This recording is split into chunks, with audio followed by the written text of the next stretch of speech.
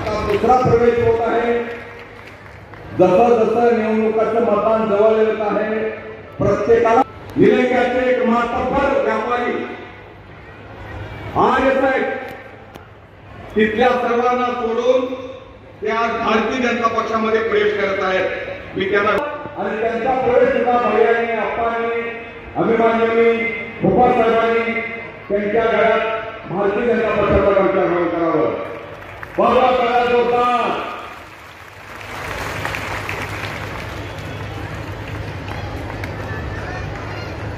आणि अशा प्रकारे दोन प्रवेश पूर्ण झालेले आहेत आणि म्हणून भारतीय हे आज भारतीय जनता पक्षाचे येत आहे। मी पुन्हा सांगतो भैयाला रमेश अप्पांना अभिमान्यांना भगवंतराव कोकांना राजेश कुटे सावकार या सर्वांना विनंती त्यांचा प्रवेश करून घ्यावा। आपण लक्ष्मणराव कांबळे माजी महापौर लातूरचे त्यांचा प्रवेश आज भारतीय जनता पक्षाचा होत आहे। त्यांचं आयुष्य सगळं बाबासाहेबांच्या चळवळीत गेलं, बाबासाहेबांच्या नावासाठी गेलं असे लक्ष्मणराव कांबळे आमच्या भारतीय जनता पक्षाचे सगळ्यापेक्षा मला आनंद होत आहे।